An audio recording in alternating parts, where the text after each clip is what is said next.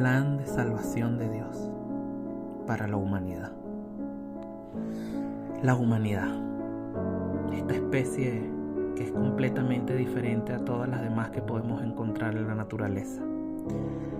Y aún así nos cuesta definirnos a nosotros mismos.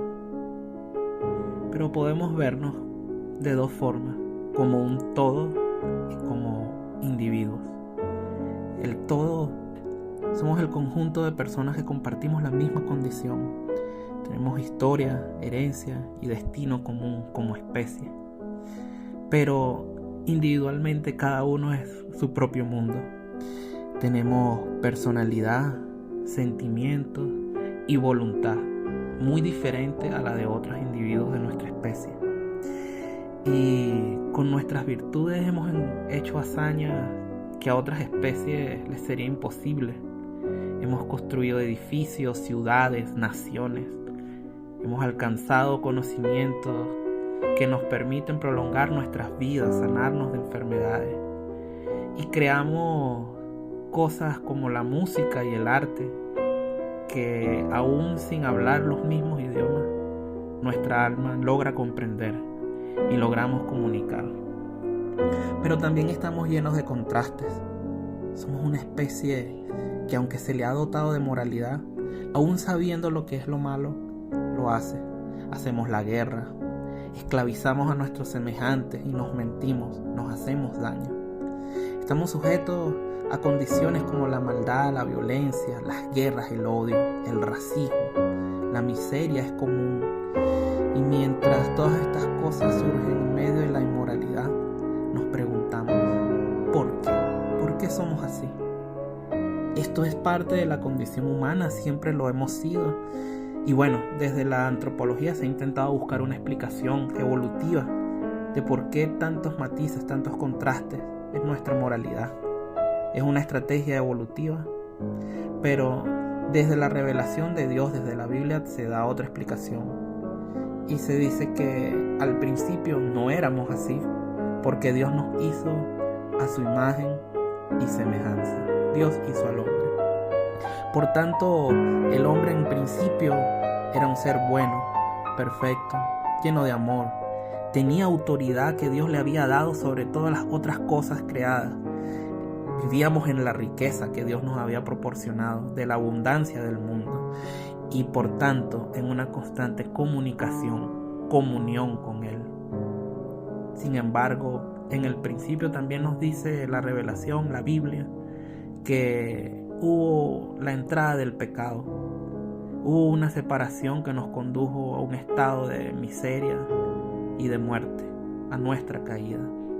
Esta separación puso un abismo entre Dios y los seres humanos. Es nuestra condición actual. ¿Qué podemos hacer?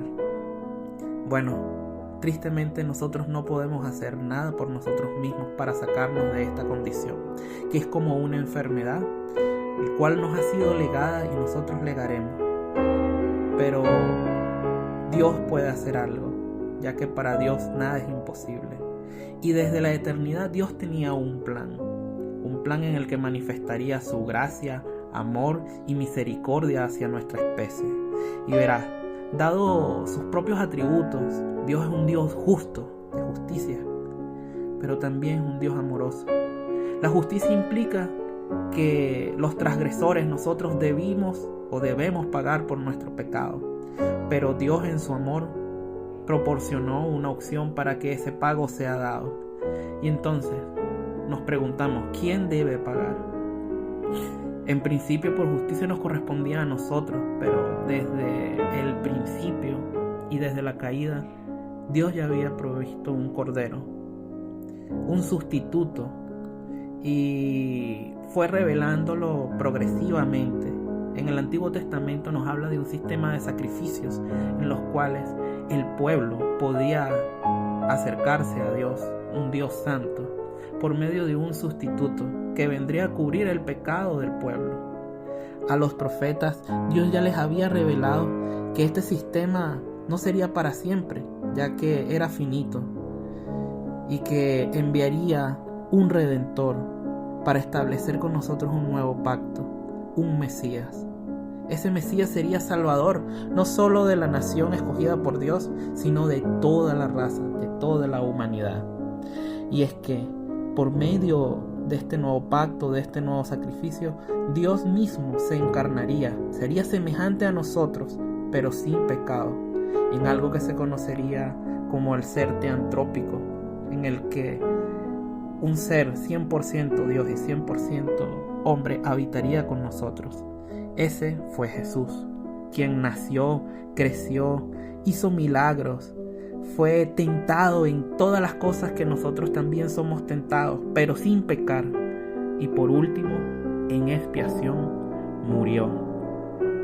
Pero ese no fue el fin, sino que como para Dios nada es imposible y la muerte no lo podía contener, resucitó, venciendo a la muerte misma y triunfando sobre el pecado, pagando así el precio de nuestro rescate. Este hecho sería conocido como la expiación, pero a diferencia del sistema de sacrificios de los antiguos, esta sería completa, eterna y universal. Dios, por medio de la expiación, nos proporcionaría la salvación a toda la humanidad, no solamente a nivel universal, sino también individual. Por tanto, cada individuo que quiera participar de esta salvación debe proclamarlo como su Salvador, por medio de una oración, con la boca, diciendo: Señor Jesús, te pido perdón por mis pecados, reconozco en ti a mi único Señor y Salvador, límpiame con tu preciosa sangre y escribe mi nombre en el libro de la vida. De esta forma somos justificados, es decir, que ya no debemos el precio del pecado, sino que ha sido saldado, y se crea en nosotros un ser nuevo, una renovación del alma, de la moral, de nuestra mente, de nuestro espíritu, en la que somos adoptados y filiados a Dios como hijos de Dios. Somos progresivamente y posicionalmente al mismo tiempo santificados, y un día, cuando nuestro Señor vuelva, seremos glorificados también en cuerpo y en alma. Tendremos cuerpos incorruptibles y perfectos. Es así como seremos salvados, no por algo que podamos hacer, sino por nuestra fe.